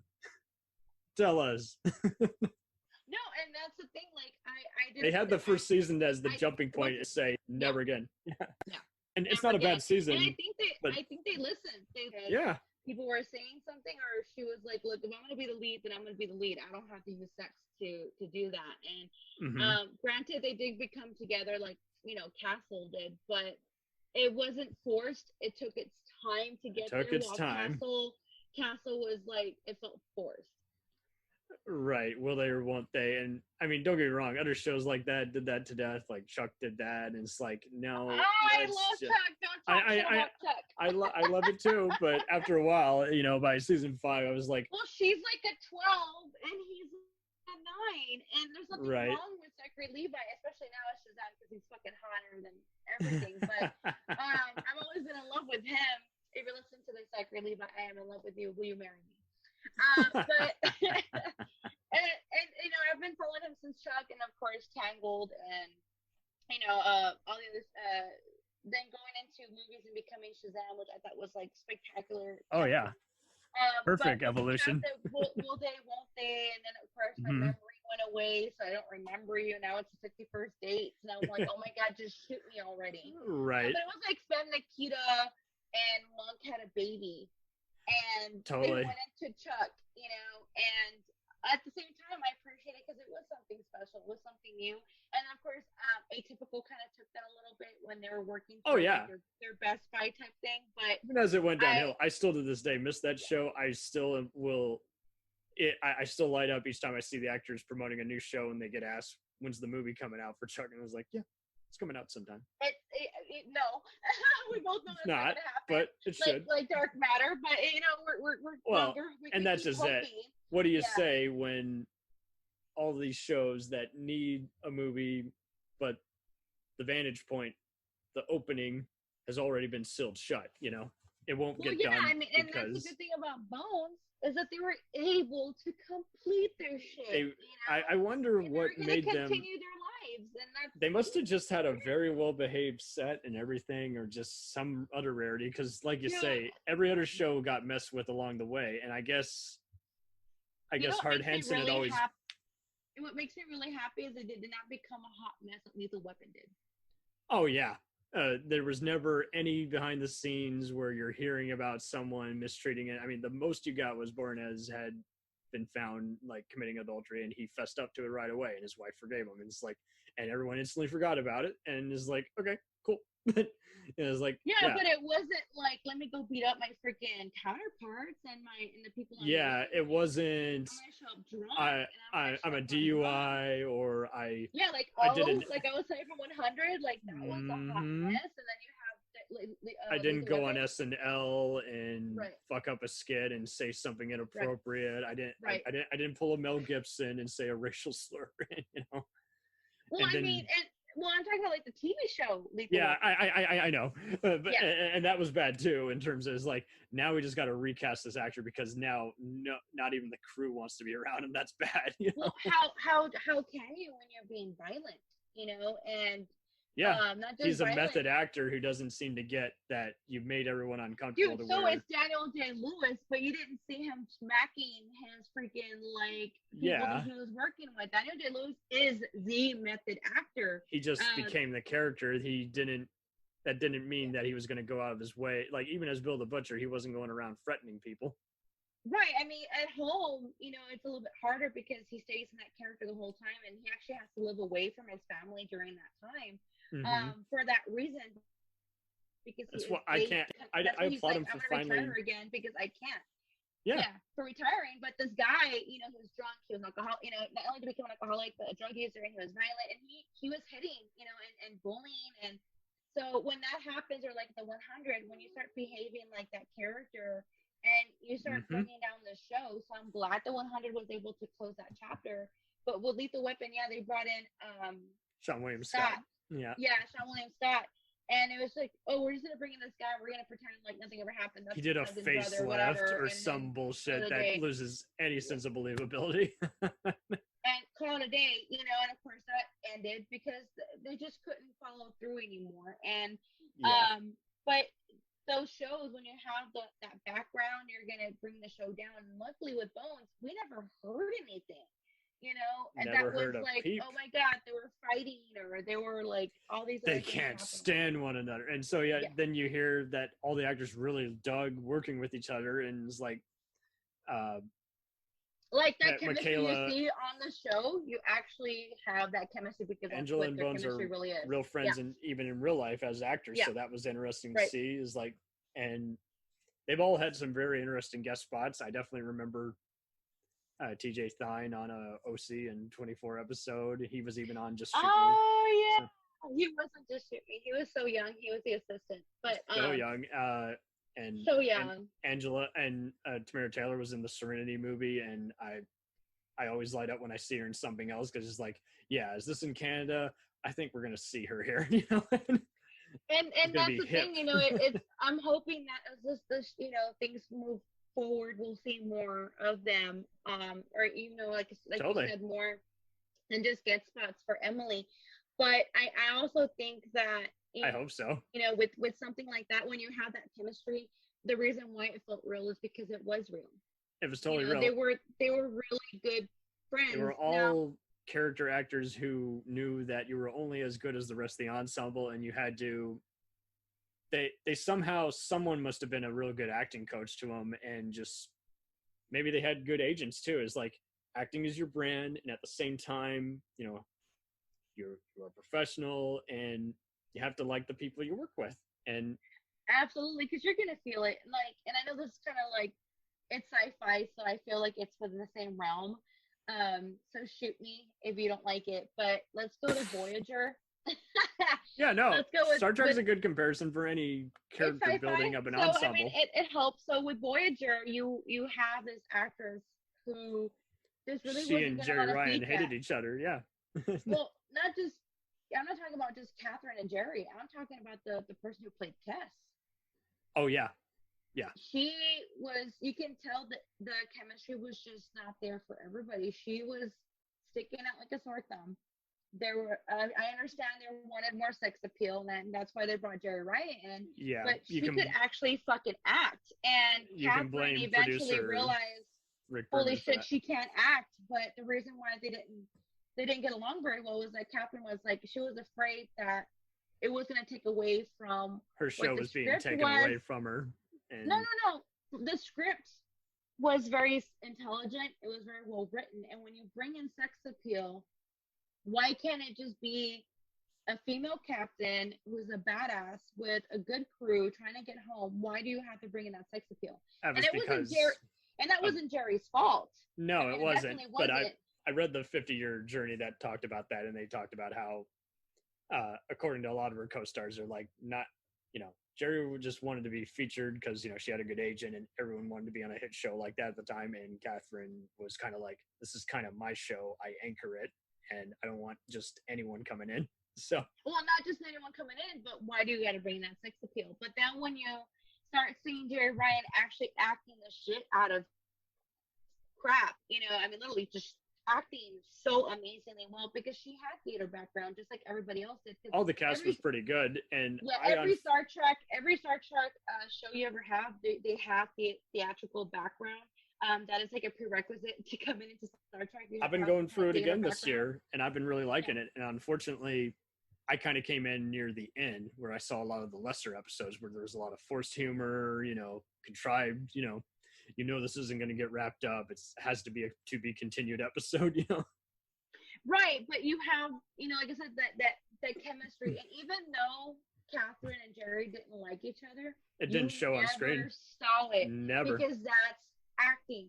While the other person who played Tess, I don't know her real name. I apologize about that, but you could feel how awkward it was and how the chemistry just did not. I think the work. character was just foreign because, I mean, it's already her character like ages differently, and I guess the actors didn't know how to kind of get into that, and I think the writers put her in a tough acting spot. coach for that. Yeah, and I think, like you said with Bones, they had a right acting coach. You had good agents. You had good chemistry, and I'm sure they. I mean, if Boreanaz and Deschanel were producers, I'm sure they had to have been in one of the writing rooms just saying, so how are we going to do this season, you know? How are we going to make this work? Absolutely. And I'm I feel sure like with Star Trek, it was just kind of like, this is what we're giving you. You have to make it work. Well, see, that was because Rick Berman didn't want to lose the license. If he didn't jump on and do another track show for the Paramount networks, he was going to lose it, and he didn't want to miss out on payday. Well, there was not going to be even a Star Trek Voyager show, you know, because everyone was like, holy crap, we just got off of TNG. Here we are with Voyager. Well, that's where I read on 50-Year Journey is like, he was already doing DS9 and they wanted another one. And if he didn't do it then and there, he was going to, like you say, lose the license. Right. But they almost didn't have it as far as like that first season. So like when they did the first season, their ratings weren't where DS9 was or what TNG was. They didn't have that. And he was, of course, freaking out. They were oversaturating the market. And it's so crappy how he treated Ensign Kim. He's like, I hate him, and he never explained why he hated him, and he never even confessed it. But everyone I have answers for you on that one. Oh, please. So, Garrett Wang was actually showing up really drunk on set, and he was showing up with that. I don't give a shit. I know you're not gonna cancel me. You're not gonna throw me out because I'm one of the main characters. So he actually never got promoted on the show as a punishment for his behavior on set. And then they kept around because he had made the cover of a TV guide, and so they're like, okay. Correct. And Correct.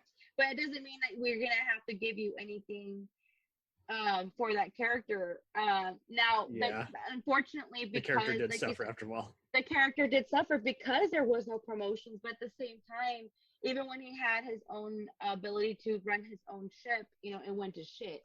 And I think, hated how he almost missed out on the convention scene. Like, it took Bob Picardo and the guy who Right. played Paris, McNeil, correct. who also worked on Chuck, to just say, hey, get on it. And I think it's cool also that Bones has done occasional like expos. Like, I heard a GalaxyCon live Zoom panel they did. Everybody, they brought it online and they were able to do it, so that was pretty cool. Totally. And I mean, like you say, I think a lot of them are grateful for these opportunities. And at the same time, I think they learned over time, I didn't have to love being there back then, but I can like it now, and like that I'm remembered, I'm immortal in the world of TV. But like you say, it is rough. I think a lot of these guys knew, hey, if we're going to be in for the long haul, we have to, this is it, milk it, And even the music they use on the show isn't terribly all that outdated. I cringed at like maybe 2 episodes in season 1. But other than that, they used very independent kind of music. They didn't do all the overplayed stuff that they often would do on every other show, it seemed.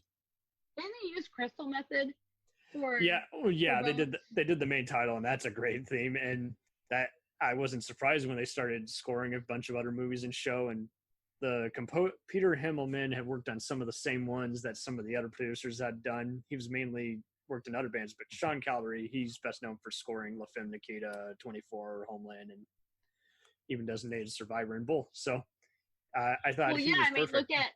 Look at Trent and Atticus. Ever Nine since Inch Nails. they did Atticus and Trent Reznor, they have their own scoring just for movies. Mhm. Then you have Trent doing his Nine Inch Nails, and then you have Atticus doing his own mixing. But when you bring those together, every movie from Go with a Dragon Tattoo to Soul to Social Network, Good you have comparison. these. Each one has won an award for that music, for that scoring. And ever since they did Social Network, after that, they've just been getting picked up a lot more for their scoring. And when you hear the score, it's them two working together, and that's what makes it so special. And same thing with Crystal Method. When they started off, when they were brought in to do, they already had that music out, but they put it into Bones. After that, they're like, oh shit, this could actually work for other stuff, Right. And so they were able to be brought in to do more than what they already had been doing. Oh, and I think they had to. I mean, everyone wants a new challenge, and at the same time, I think because they changed the show up enough, no one wanted to go anywhere. And like you say, Crystal Method was just hot shit. There still are hot shit. Every once in a while, you're gonna hear one of their songs played in a movie trailer, or a video game ad. And I think that's just it. I think this was, everyone really just saw the results, was impressed, and they're like, I can get comfortable for a while. There wasn't that urgency of, they knew they had a hit on their hands, so there was never this dying urge of, oh, I'm so fucking bored, I gotta do something else, I'm exiting after season such and such. Look what what's happening to Grant and to Melissa. For those of you who don't know, Grant plays in Flash, and Melissa is the superhero ones have had a rough time, because then you got to do something that only works in a comic book Stephen form. Amell, season 8, I'm out. Melissa Benoist, season 8, I'm out. I changed my Grant face. is saying, you know what, season 8 is recreated. going to be my last one. I don't want to be here anymore. I'm done. And it's not Catwoman, because they didn't love their characters. we're not going to even it's just explain after a while, it just gets old playing a character, especially if you have different writers. You keep changing locations. You keep, that shit gets exhausting. And how far do you keep going? And it really does. But when you have Bones and you have that, not only the chemistry, but you also have really good writing and good coaching and good agents, you're gonna basically have something that you want to stick around for as long as possible, knowing that it does have to come to an end. And when does they put some serious money into it, and yet you never serious heard money, but serious work too. But you never heard any bullshit even then of, we're gonna, because like Fox was canceling all its other shows left and right. It was so expensive, and I guess Almost one it must have season been out. and it must have been just healthy enough in the comedy thing and all the sales that I guess they just said, okay, we're gonna keep it going, because like you say, is like all the other shows, it's like they were paying like everybody like 30 million an episode or some shit, and now you're still seeing shit like that. Like, but because they're getting the big name stars now to promote and host a giant limited series event or something like that, and it's like, yeah, the evolution of TV, and somehow it was just in the right middle of that, where everything had a serialized storyline with a standalone plot, so it made for good syndication, again, like the Voyager effect. And at the same time, like, somehow something was clicking, and you just never heard any incidents. And I applaud that, because I'm tired of hearing all this melodrama and an excuse. I mean, it's one thing to be in a novela, and it's another to be the novela on the outside too. Mm-hmm. And that's what I feel with CW is doing the whole Fox shit, right? And we're talking about how like season 1 Fox, okay, you're canceled, right? Makes sense. So look that at one CW. book, look at all the 8s. Yeah, season 8. It just keeps hitting on the 8s right now. that one book that talked about the decline of Fox Network and how UPN totally talked about how the whole UPN was highly rated. You kind of broke out. Yes, I mean, I think that I'm not sure what's going on. That's okay.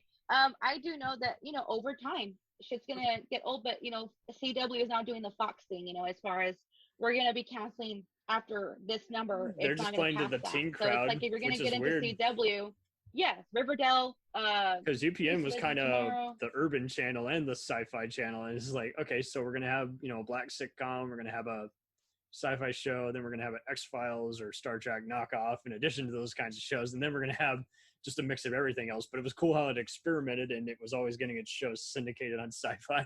And WB never really had that. It kind of always was in teenville. Got to have something for older adults as well as young family.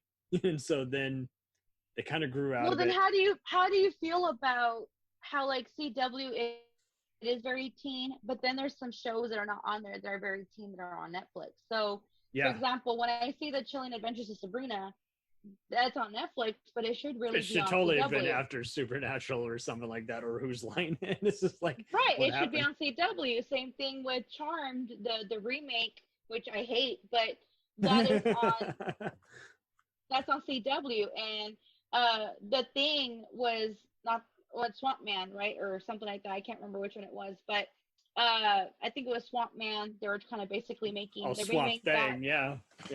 It lasted only one season. Yeah, I can't. So I wonder why.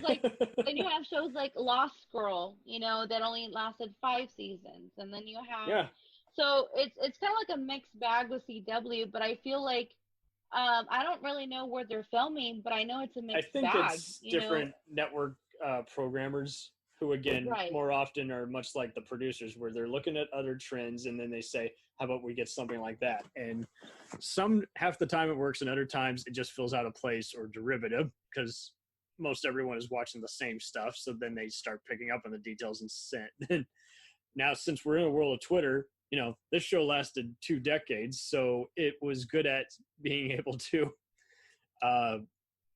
halfway through get some Twitter updates, and, you saw a bit of live tweeting during episodes, and it's like, I mean, they definitely were getting enough feedback, but they didn't need it. They knew what they were. They knew how to compose themselves, unlike the bones that were shattered themselves. And I think, like you say, I think UPN and Sci-Fi Channel and were kind of 1 and 2 together, especially when certain cable channels had syndication deals with networks. And so, it's like TNT, they're playing Charmed and Bones back to back. I'm sure a lot of those networks were like, well, we got to get another show kind of like that can be syndicated on cable later. And some of it almost all has to kind of do with, who's producing it, what channel's airing it, and all the other assets that own whatever other channel. And now that's kind of a bitch now, because like now Netflix is kind of the second life for everything, and yet there's so many other shows which it's also kind of like HBO been unpopular at doing, which is suddenly abruptly canceled because they're like, this is so cheap and yet no one's watching it, so no Jose, no go, not going anywhere. muy problema. No, and that's the thing is that over time, right? Everything's all Over about, time. Yeah.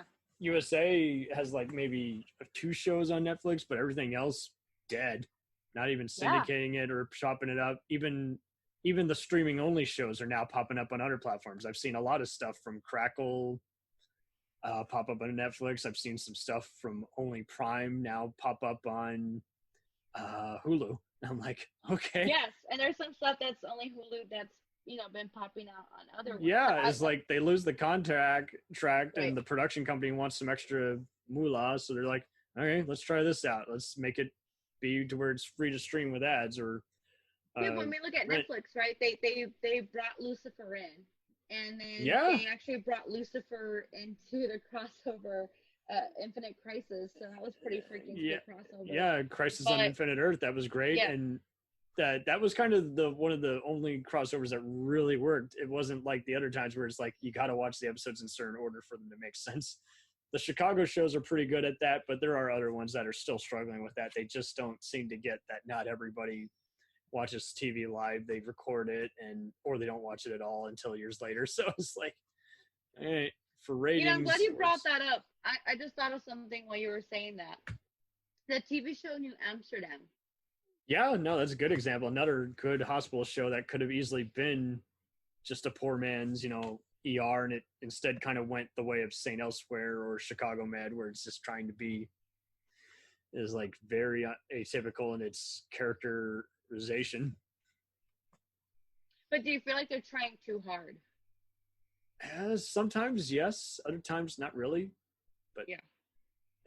There's some other ones though that are way bad. I took a few episodes of Station 19, which has the female lead from Rosewood, and I was just like, nope.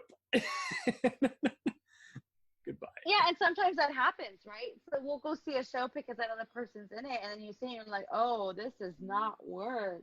There's even other shows that everyone even forgets are in the same universe because the cameos by the other characters are just so subtle. Like everyone forgets that Scandal's in the same universe as How to Get Away with Murder. And those 2 shows are very odd because I would have sworn years ago Scandal would have been a CBS kind of show instead of on ABC. And, it's on ABC, which is like, wait, what? and same thing with Murder. That's on ABC. And I was like, that's Yeah. kind of more of a CW kind of show because it seems like murder and sex just goes together there for whatever reason on that. Well, see, the reason why I saw Brain Dead was because A good show. Tony Shout Shalhoub out. was in it, but so was the actress who plays the huntress in not Suicide Squad, excuse me, Birds of Prey.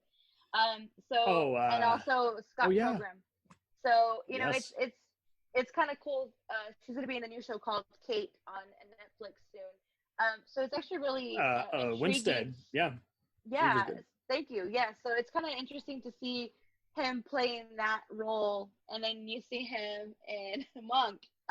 So that was actually kind of cool to see that. I didn't know about that show until 3 years later after Yeah. it got canned. And it's like, what good promotion they did. Where was But I? you know what, I was though? paying attention to everything. But you know what, though? Even though it ended the way it did, I'm actually okay with it because it makes sense that it would end that way. Oh, I'll Even though it only did defend- 2 seasons, I would love more. Don't get me wrong. I would I'll- fucking love more. I'll defend But- at least 20 canceled shows, whether they ended well or not. If it was worth the ride and just seeing the fascinating material is like, it just shows you, just because it gets It was canceled doesn't mean it's bad. It was so unique, and it was so different, and it was kind of like iZombie, but Good contrast, not- because that was another one that no one heard anything bad about, and then they got a colorful history about one of the recurring guest stars, and then everyone it became the butt of many jokes, and it didn't have anything to do with the otherwise amusing quality of the show. This is like, right. yeah, and that's kind of interesting, because that is kind of like Bones meets Evil Dead.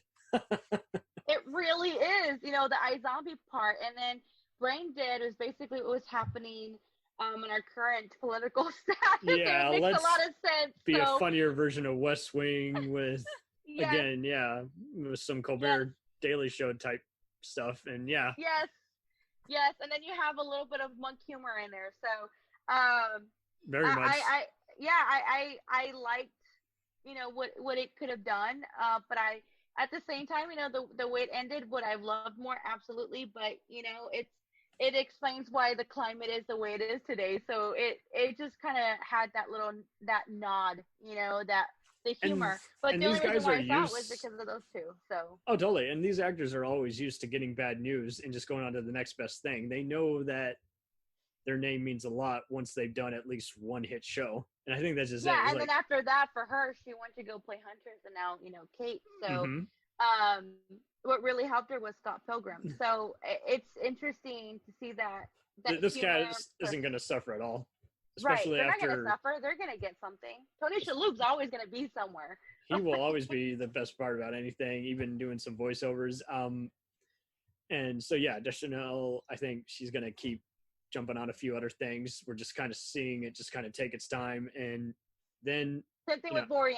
He's going to be doing more than SEAL Team. He's going to I hope so. stuff. He's been interesting how he was able to even sneak in a few movies while Bones was on. And I thought that was interesting because they were authority figure roles, but they were also very atypical. He was, the cursing type, not safe for work kind. And Michaela Conlin, she was a nosy journalist who got brutally murdered on a season of Yellowstone. And that was interesting because her character kind of appeared out of nowhere and then they didn't do anything with her. And then season 2, she comes into the picture and her storyline was probably the more memorable part of the whole, morbid side of that show. And it's like, okay, so they are getting some more juicier roles as time is going on. And again, Tamara Taylor was the futuristic lawyer in that Altered Carbon show. So it's like, that was interesting to see her on there. It's like, okay. I'm so glad you brought that up because when I saw her, I was like, oh, snap, but she was perfect for that role. Yeah. And great in Altered Carbon. I was like, yay, she got a Netflix special. And on Organized Crime, I've already talked about that, but I mean, that Law & Order spinoff, she was good at actually kind of, is like, she was we were so susceptible to her atypical persona. Is like, okay, she's doing a lot of evil things, but for some kind of personal cause, what is it? And I like it. I've never seen her do this kind of role before, but she can totally do it.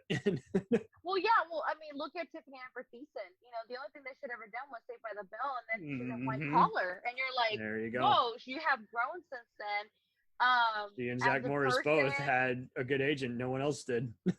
Right, but then again, there was a big gap between Saved by the Bell and White Collar. That was a huge gap. Bad TV movies, and then finally but at someone. the same time, she was able to get on a show that lasted for a few seasons. And granted, she's an ambassador and she has her own nonprofit organization that she's a part of, but she's coming. She came back for the reboot of Saved by the Bell.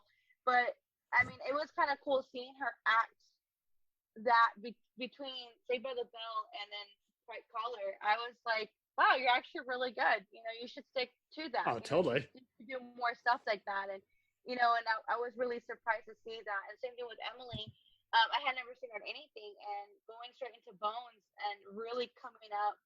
I was going for Crossing Jordan, and I saw the episode before pre-fame she was in. I was like, that's fun.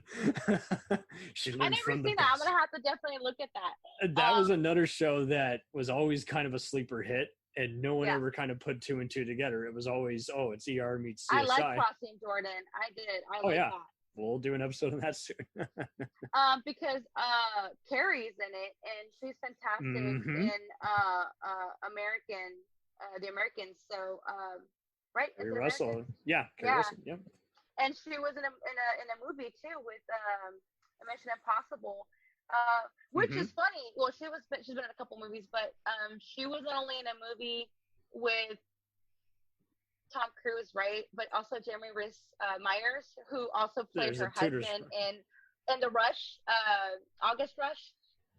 Oh, so I never seen, but that's true. He's a main actor, and so they played a couple in August Rush, and of course they were together in the movie with Tom Cruise in Mission Impossible. So I thought that was kind of cool, even though I know she dies in Mission Impossible. Spoiler. Well, those are still interesting contrasts of actors who had hit shows and then no one knew what to do with them, and then they started slowly just doing brief voiceover, brief key roles, even thankless roles. Myers from Tudors, I mean, he played with From Paris with Love with John Travolta. I mean, he's been in a fantastic, and I love him. he's just a wonderful actor. The accent definitely helps, and Totally. the looks too, right? But Yeah. seeing him play something soft, something hard, and then see Carrie Russell from movies, and of course crossing Jordan, but then moving to Americans, it's kind of cool seeing her do that back to forth, because then you have the Black Widow, which is based off of that KGB lifestyle. So I just thought that was kind of cool. Oh, totally. They were KGB before it was cool. Yeah, exactly. They were at KGB before it was cool. So we go back to when they first started to where they are now with Emily. I literally had nothing to compare it to. So seeing Right. how far she grew in those seasons, because she not only evolved, the character evolved, and It totally evolved. she evolved along with it. So I thought that was really neat to bring that in. And thank God that they got that opportunity, because there were so many Agreed. others who, like you say, they like to outthink their agent. Like I've talked before about how Michael Chiklis, he decided to lose weight, shave his head. He didn't want to be. He had 2 shitty sitcoms, and in between, like just doing some brief voiceovers on Family Guy, he still was just known as the guy from the Commish, and the people almost didn't cast him on the Shield. And it's like, well, But you know what though, and then of course he came out as a Thing, a Fantastic Four. He played Thing, but it's interesting how he went from TV show to TV show to TV show to I'm in a movie, but it only was 2 movies, and then yeah, that's it. having to balance it out and then figure out what's hot stuff, and then try and avoid the pits of just starring in a festival only movie that airs on Amazon Prime that's not very good. You got to be able to, like you say, just you can't predict success, but you can definitely get a feel for the project. And if your heart's not in it, then just don't do the movie, because you will look awful. Yeah, and I mean, I like him as an actor, and I just think that he really hasn't had really good agents, but that's just me. And I think people are slowly waking up and realizing that regardless of what the tabloids say, you're not going to hit it out of the park the first time. Like at first, everyone was kind of trying to make fun of Margot Robbie, and it's like, well, she fortunately, by the time she did I, Tonya, everyone was going to stop making jokes about her, and it's like, okay, cool, because everyone begins somewhere, and just because the movie doesn't have critical reception doesn't necessarily mean it doesn't have some kind of fans. And it's the same thing when Halle Berry and Charlize Theron win Oscars, and then everyone makes fun of the lesser movie they made instantly after, and it's like, okay, so it's not a great movie, but you still saw it because you liked them. So Well, same thing with like Charlize and Old Guard. And I thought that was a fantastic show on Netflix. Oh yeah, it's great. A movie, but it was fantastic, and I'm glad the second one's coming out, because I think there's so much more to do. They can totally build on it compared to Gunpowder Milkshake. Absolutely, which I love Gunpowder Milkshake. It was fun, but it had I want that as an actual movie. I actually want to buy that. I thought it was okay. It had some pretty bad filming edits in between the good stuff. Actually, no, that's on purpose. So you never probably saw Banraku, but Banraku was the movie with Ron Perlman. No, Banraku was all right. I thought yeah, that was... so it kind of had that same style, eyes, and the same editing. Yeah, but I have an HD TV, and this had a lot of pixelization at random times. It had nothing to do with my connection. I fast rewound just to make sure. I don't know. I didn't see that. I didn't see that on It's after the bullying so fight. Maybe you should go see it again. I thought it was pretty.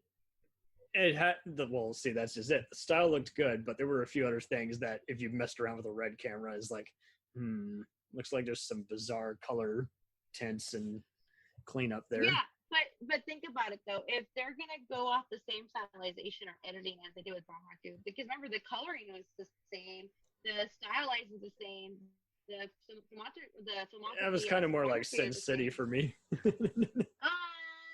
No, because Sin City. Not the black and white, but just more the introduction to everybody. Colored of it.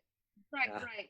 It has, well, that's more of a comic book feel, right? That they're. I guess so.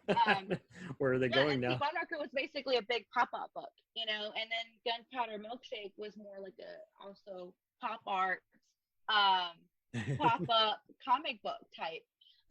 So I don't know. I liked it, but that's just It was me. I was fun, a but big it fan. wasn't. It had some serious flaws, like some dead space in between each character reveal.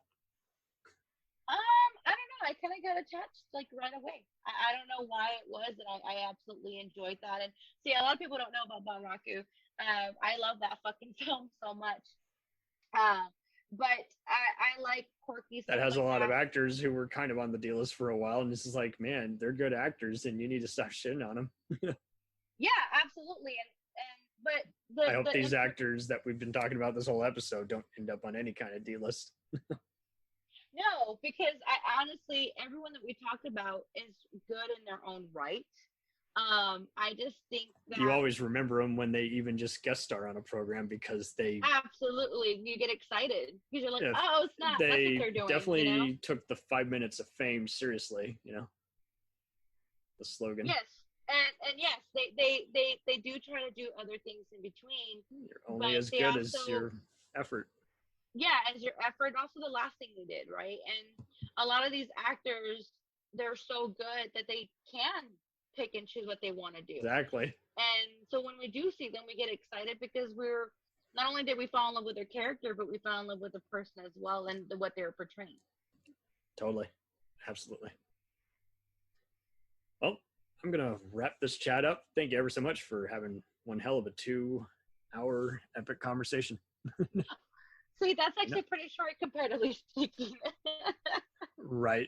Where we did 2 episodes back to back in one crammed space. So, yeah. That's so funny. But thank you so much for having me on here, and I'm so glad we were able to have a discussion about Bones. Absolutely. And, you know, hopefully Anytime. people will chime in and see what they have to say about it. Please. Please. We'll return after these messages. Hey, feeling down? Feeling low? Not enough podcasts about movies in your life? Why not try They must be destroyed on sight.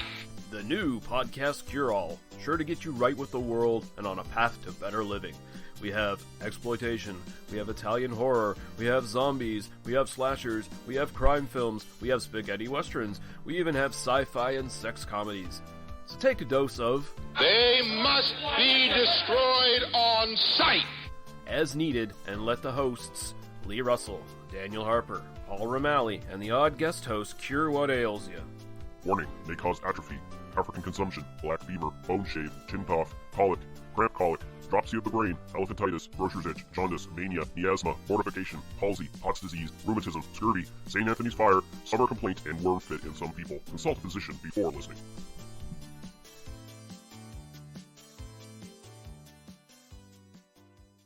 Hey, I heard you like movies. I heard you like to hustle. I heard you like podcasts. Well, guess what? There's a podcast for you out there called The Home Video Hustle. Damn right. Every Friday, we talk about whatever movie PJ picks out the bag. What does that mean? Every Wednesday on our YouTube page, I put a bunch of movies in a bag, and PJ picks one out at random. And then we just watch it. We talk about it for maybe like an hour, hour and a half, 2 hours, whatever we feel like doing, wherever the conversation leads us. But do we actually talk about the movie? Most of the time. Ah, Tangents galore. yes. So believe me, we may be a movie podcast, but it's not always about movies. We might talk about video games, Music. Yeah, that's the big one, music. Sometimes we might get a little bit of politicalness in there. Yes. Sometimes we may just, we know what we like to do. We like to tell stories, PJ. Ah, yes. I am the master storyteller Yes. of the podcast realm. Undefeated. So if you like to hear about movies, video games, whatever foolishness comes to our mind, the most random stuff you can think of, check out the Home Video Hustle. You can find us on the Stitchers, Yes. the Google Play, Yes. Apple Podcasts, What else? Podbean, What else? Podcast Addict, Goddamn. all that. Ain't no reason you can't get your hustle on. We everywhere, worldwide, baby. Hustle, motherfucking hustle. Hey, we can't cuss in the promo, PJ. Ah, We gotta be family friendly. There may be podcasts out there that don't want his hair say ah, ah, all ah. that good fun stuff. Well, you. Yeah. don't run the listeners away, PJ. Ah, I'm sorry. But this is going kind of long. Yes. So we'll end this and say, hey, check out the Home Video Hustle every Friday on all the various podcast outlets. Peace. Peace.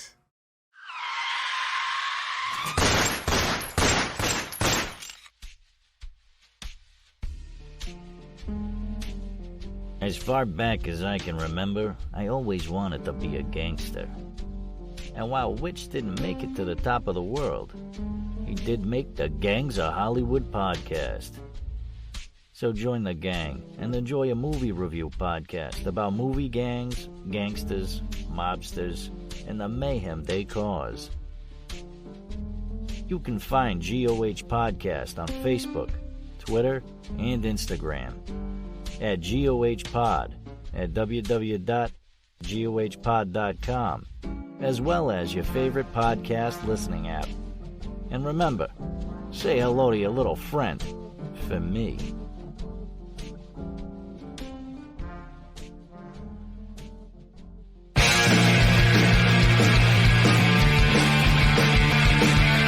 If you take two old punk rockers who are past their prime, put them in front of a movie screen and give them a podcast, what do you get?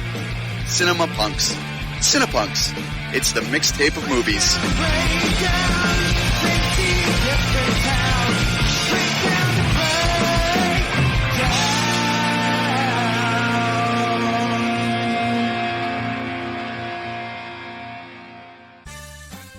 Did you ever see a film at such a young age it left you traumatized with cinematic wounds? Necrophilia. It's a dead issue, man. Don't push it. Cinema Psyops is a weekly podcast documenting an ongoing experiment on the mind of an unwilling test subject. No one should have to watch this movie. Oh, no one should have to watch this? No one should have to watch this movie. Surprisingly, it's not a topic that a lot of people really want to tackle. I'm shocked, prudes. I know, really. Right? It's the next sexual frontier that no one wants to explore. I am, in the most sincerest of senses, disappointed in you. It takes a powerful goddess like Connie, jam her arm down the monster's throat and kill it. Oh, I'm still tripping out over that. Even as a kid, I was like, I gotta find a girl like that. Every week, I get a new look of disappointment that I never thought I could get out of it. Unimaginable. At 12 years old, you should not be watching this movie. Obviously. At 13, you should not be. 14, you shouldn't be. I'm not entirely sure even 17-year-olds should be watching this. Just because you're offended by something doesn't mean that you have the right to demand that it doesn't exist. Watching this film again, I had all of this like little nerd glee with everything that kept little popping history all popping up absolutely. at you. So I totally loved this film. Hey, I know why you couldn't see that. It's because your brain's warped from watching this shit at 12 years old. Yeah, this is a rough movie. I told you ahead of time when we were getting ready to do it that it was going to be a rough one. How did you watch this shit at 12? Because physical wounds heal, cinematic ones don't. Listen to Cinema Psyops.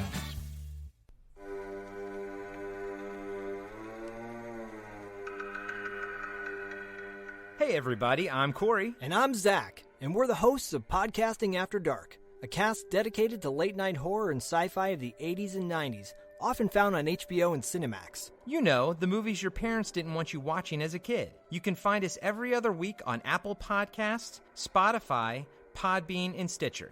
This is what you want. This is what you get.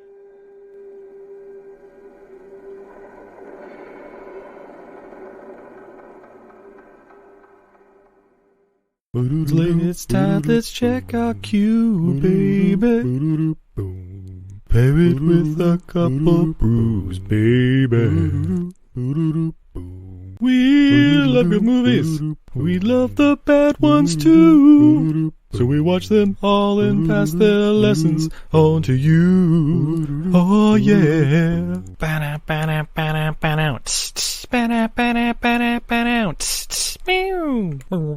Everything I learned from movies helps to make life a little bit groovy. Whether one last plot holes or gratuitous movies, it's time to get busy with your friend Steve and Izzy at eilfm.podbean.com. Welcome to Who Was She podcast. I am your host, Tara Jabari. After a decade working in documentaries, marketing, and all things digital media, I found that podcasting is a strong medium to share stories. After years of producing for others, I decided to start my own biographical podcast. Who Was She will focus on the life of a woman throughout Baha'i history.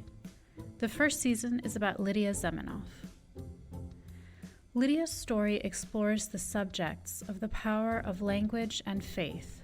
Her father invented the universal language Esperanto, and she came from a Jewish family and became a Baha'i. She grew up during World War I and was killed during World War II in a concentration camp, despite heroic efforts to save her life. How can one person's life intersect with so many others, connect across borders, and inspire a biography which inspired this podcast? Over the next few weeks, I will share her story with you and the lives that were most affected by her and those who affected her life as well. They include her father, Lydia Zemenov, her spiritual mother, American journalist Martha Root, and the Baha'i German soldier Fritz Mako, who worked for the resistance undercover while having to serve the Nazi Party.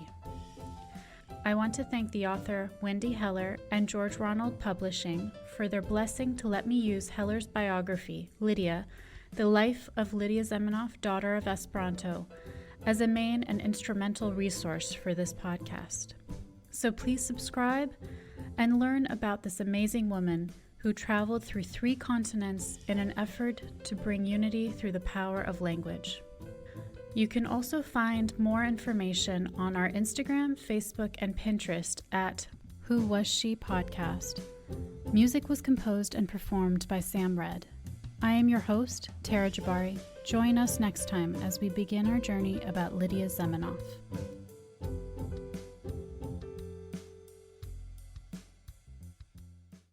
Hi, everybody. It's Mac Jackson. I wanted to invite you to a new site called the Forever Adventure Network. This website has everything: pictures, videos, blogs. There's original music by Harmony Constant, 2 podcasts. One is the MacGyver podcast, where we celebrate Richard Dean Anderson, his iconic roles, and how it's influenced our lives. There's episode discussions, interviews, and life conversations.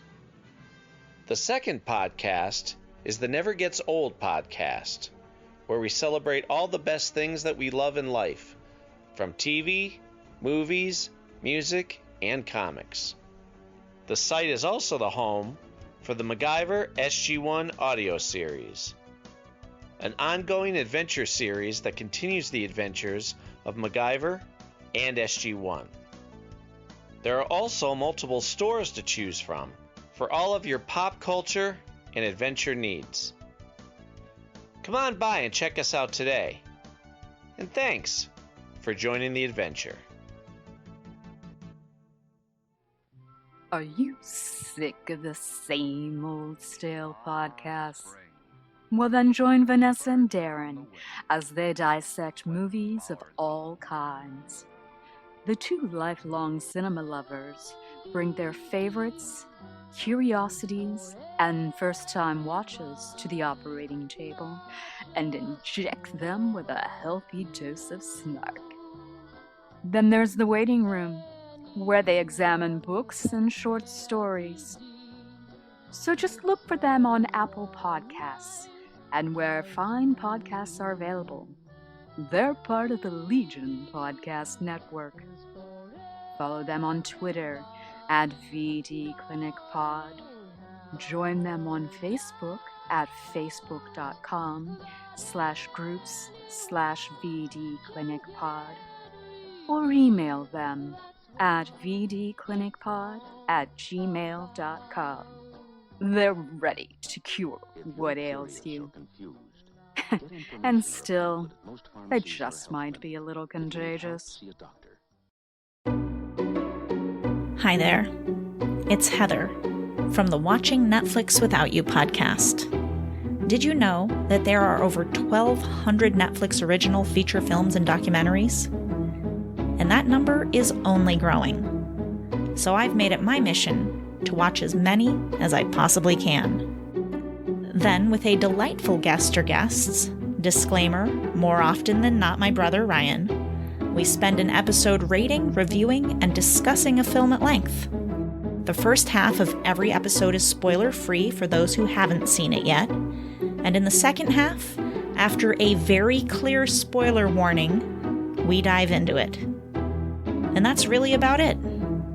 You can listen to Watching Netflix Without You on Apple Podcasts, Google Podcasts, Spotify, and more.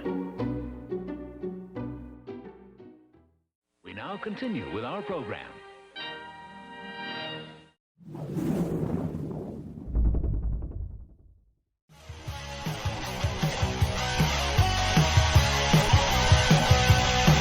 Follow us on the web on Facebook, Twitter, and Instagram.